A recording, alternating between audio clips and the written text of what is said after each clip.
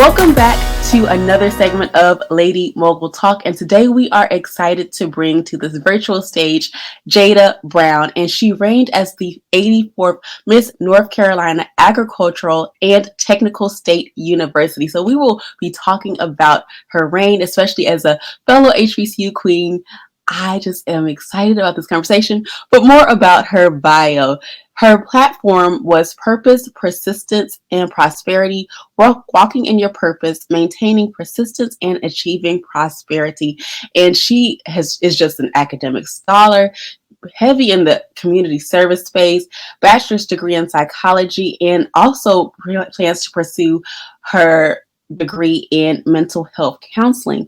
And I love how she put her favorite quote is that I know the plans I have for you, declares the Lord, plans to prosper you and not to harm you, plans to give you hope for the future. Jeremiah 29:11. So please give a warm welcome to Jada Brown as she comes to the stage. Welcome. Hi, thank you so much for having me. How are you? I'm well, and yourself?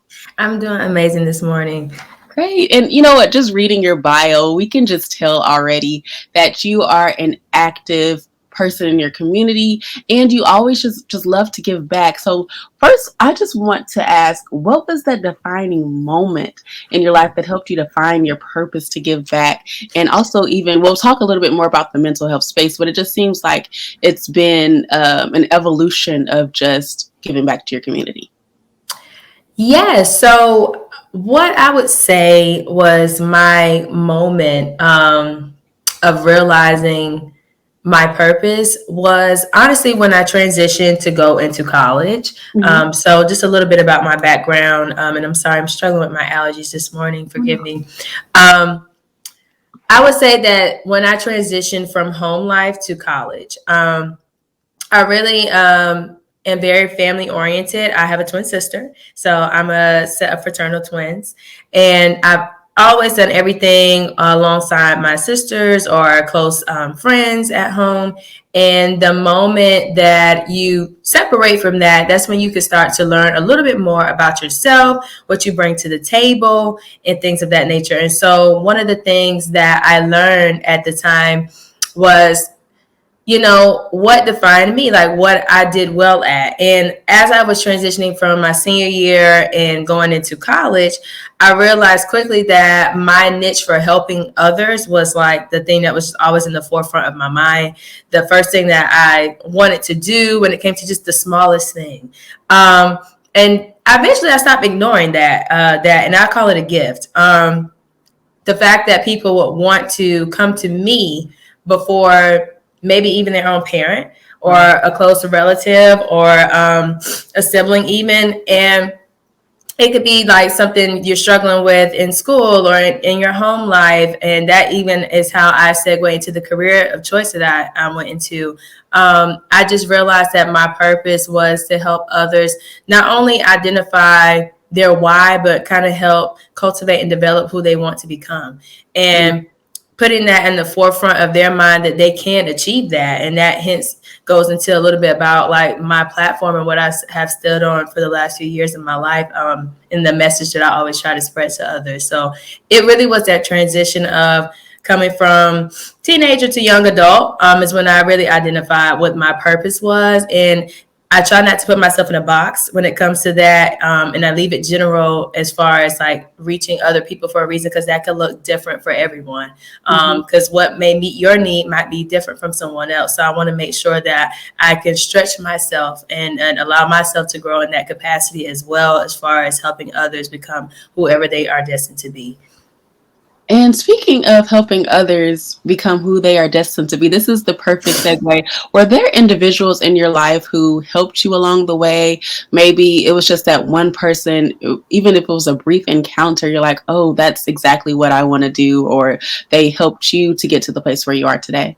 Yes, I would say a few people I would, definitely highlight. But first and foremost, the first person that you see when you are welcome into the world is your mother.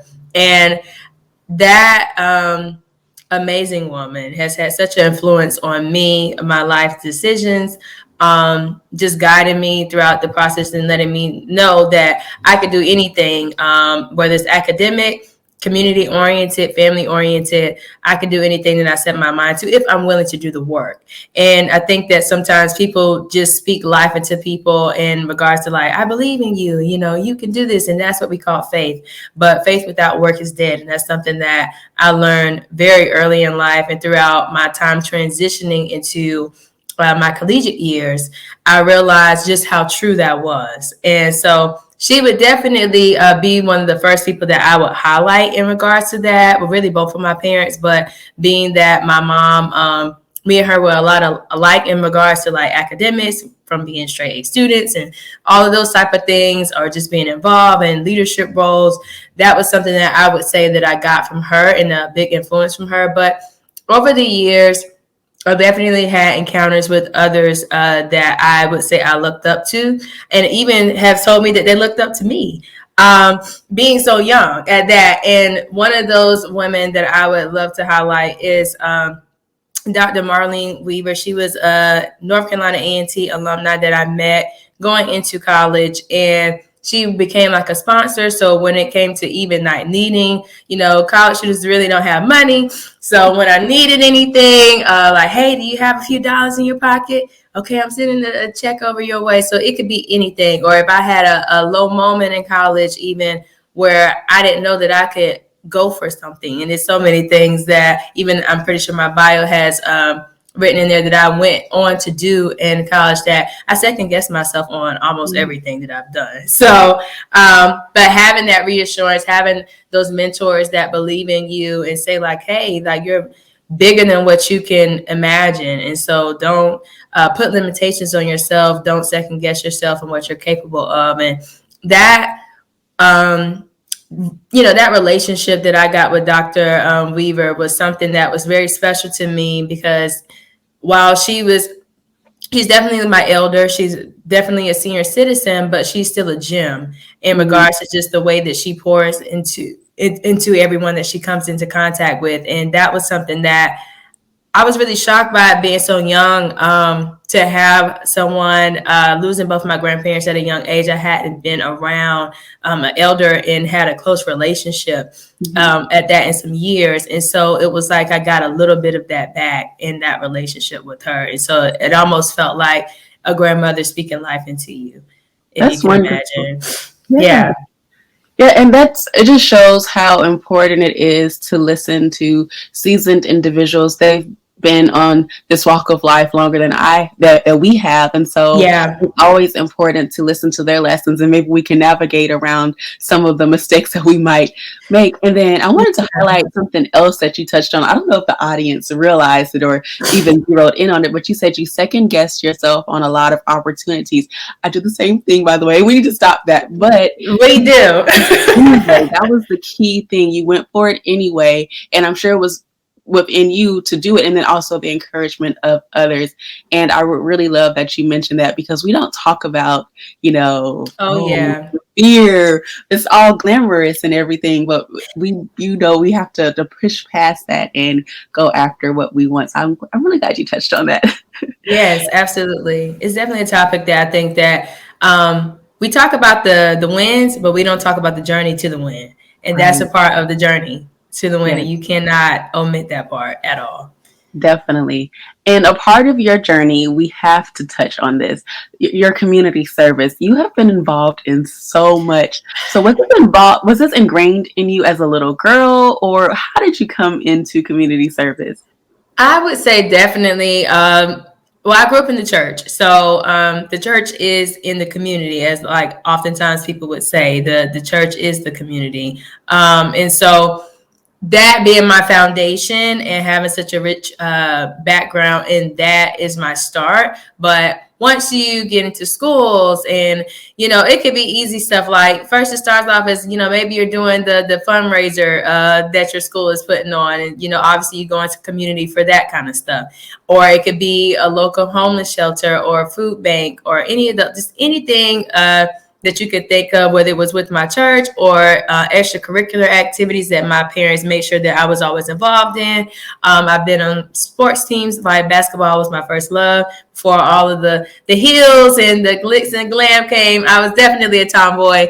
And so even back then, just definitely heavy in the community. My parents were very community-oriented individuals in their involvement, especially my father. So I would say I get that niche mainly from my dad in regards to just wanting to help others in that regard. Because he just knows we can't go anywhere without him knowing someone. And the only way I feel like you really have that gift is because you have reached the people and you're out there networking and talking to people and folks. So it's definitely started since I was young. And then at first, I will be honest, when you're young, your parents kind of make you do a lot of things that you kind of don't want to do sometimes. And then you get a little older and he's like, oh, I made an impact, or, oh, this made me feel good. And you internalize those emotions and those feelings. And then you start to make decisions for yourself as you get older, like, hey, I enjoy doing this. I want to do this more. How can I help? And I noticed over time when that light bulb switched off, like for me, where it wasn't like a force, like, hey, we're going here to do this today. It became, hey, when are we going? The question changed, And so I know that it started from my foundation, but I think eventually I recognized the value in myself and what I could bring to the table and what I could offer. And I wanted to share that. And being a twin, I pretty much always lived somewhat in a community-oriented mindset because I've shared everything. I've had to learn to work with others all my life. I don't know another way to be. I came into the world with someone. And so I've always thought of partnership. I've always thought of like teamwork in regards to everything that I've done because that's just been ingrained since day one. But when you start to segue away from those people and identify who you are as an individual, I realized that I really truly had a passion for seeing other people smile, see other people believe in themselves and go forth for the things that best define who they are.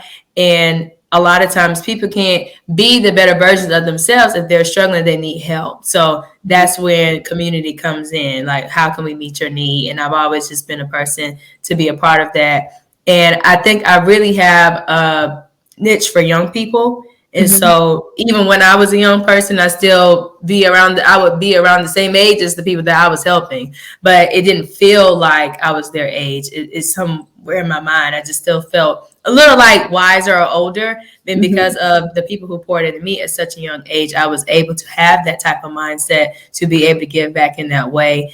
And so I went on to have mentorship programs, create on-campus opportunities and spaces in college as well as in high school, different roles in leadership, just wanted to always be a part of things that were bigger than myself.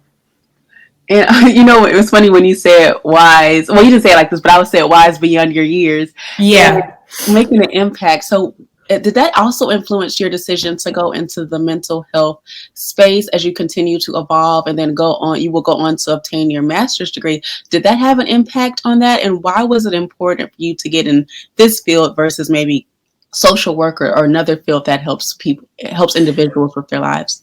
Yeah, so in regards to what kind of switched off for me, I actually, just a little history about me, started off in nursing in high school. So I got my CNA as a young person. We had a medical program in my high school where we did clinicals and the whole nine, nursing home, you name it. And so definitely waking up at 7 a.m., going to work with the elderly, different units inside nursing homes and getting your clinical hours, testing or those national exams or state level exams. I've done all of that at a very young age. So I got my CNA and it was a lot of hard work. But I achieved that. Like I said, we don't quit. And my mom and my dad have always taught me, to see it through. And so that I did do. However, once I completed that task, I realized how grateful I was for the opportunity, but that it wasn't what I wanted to do. And so before college, I'm glad I learned that about myself before college, because I could have easily went in and started off something, then happened to switch majors or careers and things like that. So unfortunately, I didn't have to do that in regards to switching things up at a later time, because I learned that about myself earlier on. But in that same year that I was a nursing student, I took my first psychology course in high school. And I just loved like all the new things that we would learn. And obviously that's a little bit more of a foundational level of learning when it comes to psychology, but I was just so interested. And I've always been like a pretty good student, like straight A student. But sometimes when you really are really good at doing schoolwork, you can get a little bored after a while. And so something can sometimes not intrigue you as far as your learning. And besides nursing, that particular class really intrigued me. I look forward to going to that class out of all the classes I've ever had. And so I paid attention to it. And then when it was time to apply to college and stuff, I was like, what major do I want? And they make you take these career assessments all the time about what field or line of work you should kind of be in. And it was always human resources or something like human services oriented is always what I would get back as my result. So I started to look into the careers that fell under that. And psychology was under there. And so I was like, okay, so I'm not too away from what I want to do. And then I started to pay attention to how many friends and how many people always came to me for advice. It could be the most recent, like, friend dispute. It could be relationships with teenage. It could be anything. I had adults asking me my opinion on things that I don't think that a teenager would typically be asked their opinion on. So when that kind of stuff starts to happen, I'm a very attentive individual. So I start to pay attention to myself. And I read more into the field and I said, okay, well, this is what I want to go into college for. Let's try it out. Most people always told me the first year you take general ed courses in college, so you won't really be in your major yet. So if I wanted to change, I learned that I would have time. But I decided early on to take a clinical psychology course, which is a junior level course in college, freshman year.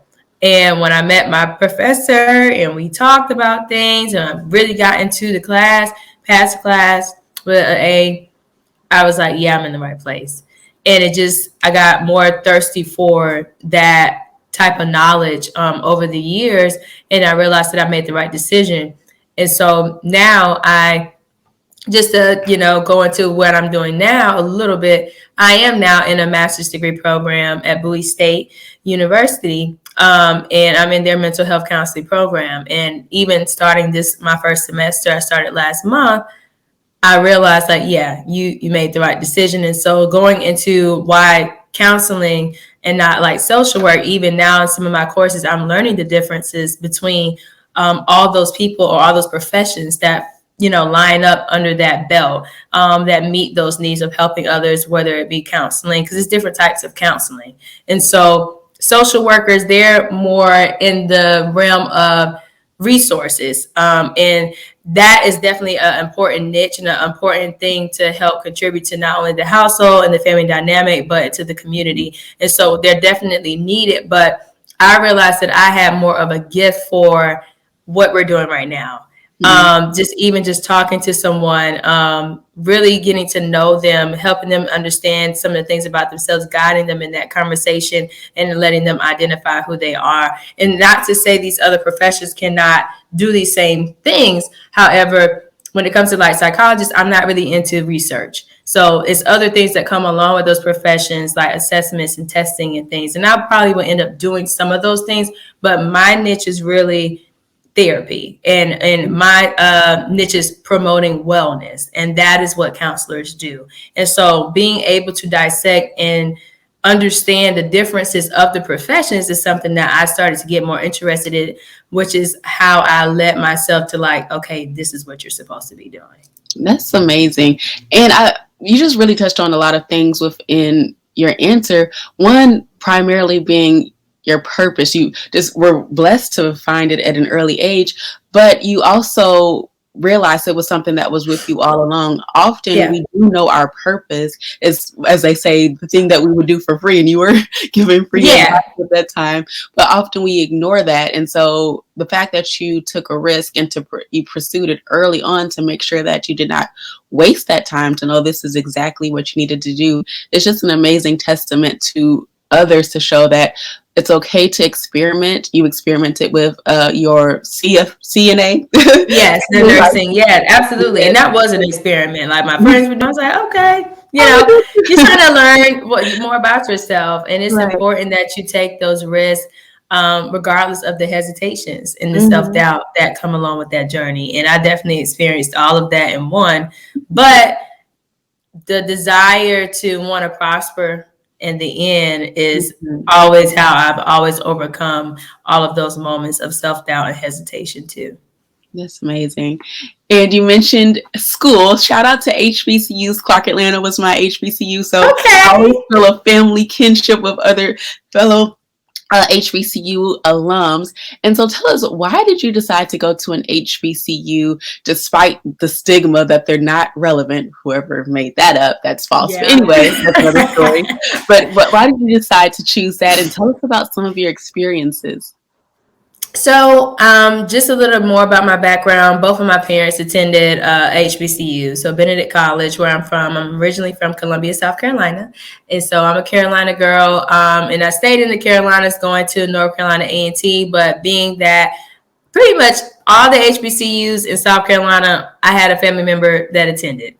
I wanted to make my own story. And I was like, if I'm not going to go to the same school as my friends or my twin sister or anyone that I know, I want to make sure that I feel like I'm really stepping into my independence. And then, I'm the baby of my household. So it's three girls. I have an older sister. She's 5 years older. She attended South Carolina State. My twin sister now is finishing up at Claflin in South Carolina. And I attended North Carolina A&T. My parents went to Benedict College. So I come from an HBCU background and household. But that still was a decision for me, especially knowing you touched on it already, kind of where there's a stigma there about and I felt it the hardest being in the top 5% of my high school class, having over a 4.0 GPA. They're not expecting you to go to HBCU. Let's just keep it frank. And for me, that's my background. So it's like, what are you trying to say? Like, Right. why is that something that you can't see me doing with my accolades, my involvement, my grades, my test scores, my writing skills? Why is that something that is foreign to you? And when I have a scholar from mom, she graduated number 3 in her college class. And so for me, I had a lot to look up to. I had a lot to, in my mind, live up to. And so I was just like, I know that might have been some years ago when she was in undergrad. However, it's still school, and it's something that's worth admiring, from afar, and something that you should be inspired by. And so I didn't feel that some of the schools in the area that were not HBCUs matched my personality. Mm. And so being in a high school that was what would be considered a white district at the time, the school itself, as far as the students, were 80% Black. However, in a big military school, as well, as far as like students who attended who parents were in the military.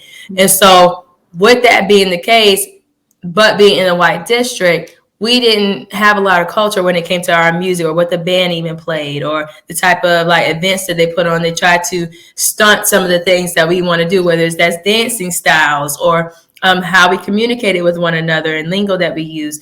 Whatever it may have been, I always felt like it was some type of like suppressing situation, as far as like you can't fully be who you want to be, or who you are when you're at home, or at your family cookout, or wherever you are. But when you go to a HBCU, you get the academics and who you are. And you don't have to choose. Like, it's not like one or the other. And so my personality matched my background, with what I was brought up in. It matched to the core. And I could tell when I went to tour these other institutions. My junior year in high school, I got an opportunity to go with the seniors at the time, given I had the accolades and the grades and stuff that I had. A few juniors got to tag along. The school received a grant to take students on some college tours. And they took us to every school, that was a PWI at that time in South Carolina. And it was one particular school a couple of seniors just kept begging to go to, and it was North Carolina A&T. I never heard of A&T to the regard of like going to college there. I've heard of like Spelman and even like Morehouse and some of the other schools like Howard and stuff, but and outside of the HBCUs, obviously in South Carolina. But I've heard of A&T, but the only thing associated with A&T that was very big at the time was Drumline. And so that's a movie, and that was the most, I heard of it. But obviously those seniors at the time, they knew of the school. And little did I knew actually some alumni of North Carolina A&T, and I didn't realize that they attended that college, because we just don't talk about out-of-state schools that much in South Carolina. It's known for you to go to school in state. And at the time, because of test scores and GPA, I did have in-state scholarship as far as just different accolades and things that I achieved, but they were relative to if you went to school in South Carolina. So when we went to the tour in North Carolina A&T, that was the only HBCU they took us to. So you took us to all the schools in South Carolina, but the HBCUs in South Carolina. Thank God I already was familiar with them, but say I wasn't. Think about how many students lost out on an opportunity to learn about their local HBCUs that attended my high school, because they would rather put in front of you other institutions. And so when it came time for me to choose college, because of the impression that A&T had on me on that junior year of high school college tour, I never changed my mind from the school I wanted to attend. And so my parents were a little like, well, you sure you don't want to apply to some other schools? And some of my mentors were like, you sure you don't want to apply to some other schools? And it's because they knew what I was capable of. And, also parents are looking at tuition. As a child, we don't care about that stuff because we ain't got to pay for it. And so at that time, I was like, no, this is where I want to go. This is my part. Like, I loved it, and as soon as they understood what I meant when I brought them to an open house, and then they got to see the family-oriented campus that I saw, and the energy and the Aggie pride and just all of that stuff. They soon understood like why their daughter was so hooked. And I think they also had to look inside themselves, like what their institution did for them. Because they both went to Benedict College and met and dated all 4 years, and the rest is history. I'm here now. But they also know what it means to attend an HBCU. And so they left me alone eventually, said this is where she's going to go. We're going to support her. And I'm pretty sure I've made them proud by now, that they think that I made the right decision, and they made the right decision in letting me make that decision as a young adult. But my background had a heavy influence in me wanting to go to HBCU. And even now, I'm attending at HBCU again. I could have went to any institution for my master's degree, but once I realized the company I currently work for, because I do work for a technology company currently, an educational technology company, and they're partnered with all of the big name schools you could think of, from Harvard and Yale, everyone, Syracuse. And we have partnerships with them. We actually just recently signed 2 HBCUs as partners, and that's Morehouse and now Howard. I'm very proud of that, just the progression of this particular company. However, they decided that they were not going to finance or support fieldwork professions. So pretty much anything that didn't or will not support their business, they decided later on during this pandemic year to forfeit, financing or paying for any tuition regarding like fieldwork positions like social work or psychology or nursing or anything like that.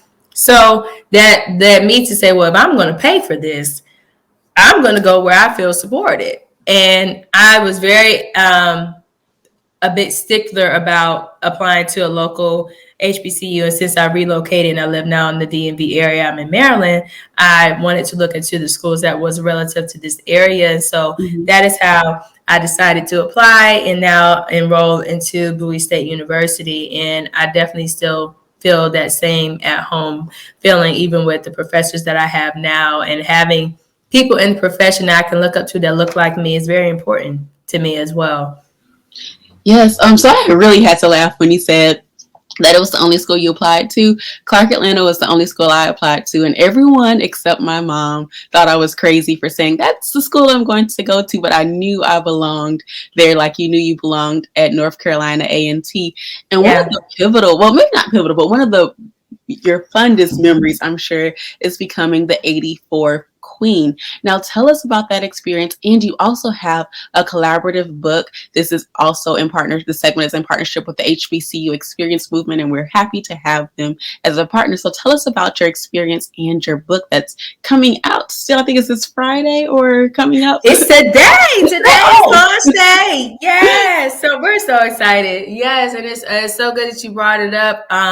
The experience of Miss A&T. Wow. We talked about second guessing earlier. Honey, that was something I was not going to do. I was honestly told before I got to A&T that I would be Miss A&T. And wow. I know, talk about someone speaking over you. I didn't know what Miss A&T was. I was the queen of my high school, so I didn't bring that up. But I held a queen's position prior to college. But, I didn't think of it as anything really major. I thought of it as something I did a pageant.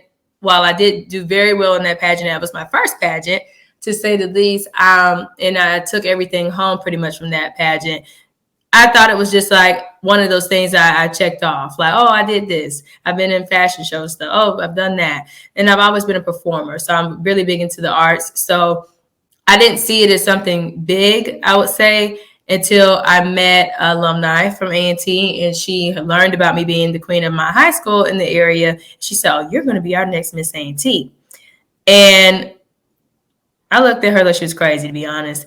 And I just couldn't wrap my head around it. Finally got to A&T. I saw my first Miss A&T, who is now Miss Black USA, Maja Gary.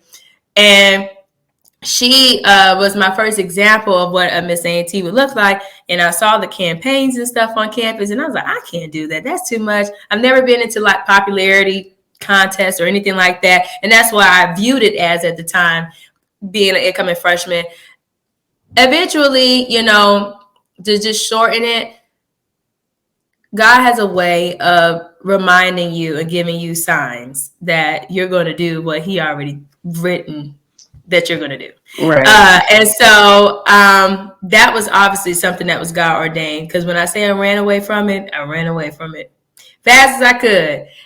It would be so many people who would tell me over time, whether it was friends, older students, or on campus, or people in the community, you're not doing enough. You're selling yourself short. You sure you don't want to reconsider joining this or joining that? And for some reason, I was just out of my element. I would say in moments in college, like all of us go through things, and I just couldn't see myself as a queen. I couldn't. Until I finally got into an organization called 100 Collegiate Women, and those women supported me so much. And then I became their queen somehow. I was community oriented, and so they were like, oh, she's perfect. And I became their queen. And then I did so well and reached so many people and left an impact not only on the women, but the men of my campus. And then it was like, you have to be like doing something more than this. Like, you're in a small org, and we think you're on a higher platform than what you're actually on. And as time went on, I still second guessed myself. And then it's certain pivotal things that happen in college that the book is going to talk about. So I want you guys to definitely go get it. And you'll learn more about my journey and my story in that, in the book. But it was pivotal moments throughout college that showed me that you can. This your time. Mm-hmm. And when I finally was obedient, everything changed. Everything changed. And so that how I led to the 84th Miss A&T. It wasn't something that was in my plans. I always say it was God's plan, and God gave me the message of purpose, persistence, prosperity as I transitioned to accept that call to vie for that position. And that is also the message that I gave to my campus. Mm-hmm. And so I didn't believe in separating the two, and I just let him take the wheel in regards to, directing me throughout that entire journey. And it had its ups and downs. I experienced a lot as a queen. I think people think it's all glitz and glam, and, we wave, and, we perform. And no, you do a whole lot more. I was getting calls from students at 3 a.m. about their personal lives. Hence another reason why I'm in the profession that I'm in. Because I still had signs over the years that I've chosen the right career as well. And my peers and my classmates showed me that over the years, even in college. Like, yes, you're someone that we would like to confide in. You're someone that we would look up to. You're someone who inspires us. And while I had a hard time accepting that, eventually I learned it about myself too. And Miss A&T showed me what I was capable of and what I brought to the table. And I was always looked at as the rebel queen. Oh, So, wow. yeah.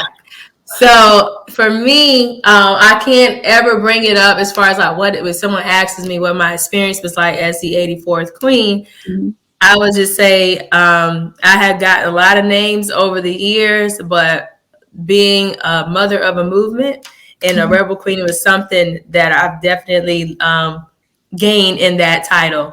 And at first I was a little like, nah, don't call me that. But then I had to own it because I'm not your average queen. I may look good. I can walk the walk. I can perform. I can place high in competitions, but I'm more than that. It doesn't define what queendom is to me. And definitely the book will tell you guys about that and share a little bit more about my story and how I matriculated into Miss A&T and the things that I left behind, even in that reign. So amazing opportunity, went traded for the world. I'm still going on after the reign doing things regarding being Miss A&T, and I wouldn't have imagined that I would be an author. First time being an author, and so pretty excited to even launch today. It's going to be on Amazon, so everything regarding that, updates and stuff will be out today regarding the book. But when I tell you Miss A&T, it was a dream come true that I didn't know that I've dreamt a long time ago. It was definitely something rewarding, and I would do it all over again. That's just amazing. And just congratulations to you for being the rebel queen and the mother of a movement. That is just a true testament to, as you said, obedience and your purpose. This is something that is just has evolved from childhood into now. And we just want to say kudos to you for following your purpose, because not everyone takes up the torch and does what they're supposed to do and what they're called upon to do. And I just want to make sure that we highlight, how can we keep up with you? You do so many amazing things. I know our audience wants to be able to keep up with you. So do you have a website or social media that you would like to share with our audience? Yes. So one of the easiest ways to keep up with me, even like my day-to-day life, and I think I love to invite people in as much as I can so they can get to know me. And that would be via Instagram. My Instagram handle is ms_Jada, JADA BABY. So that is the way that I always connect with people on a personal level. I'm also on LinkedIn and a couple of other things if you want to keep it professional. But I like to be as personable as I can.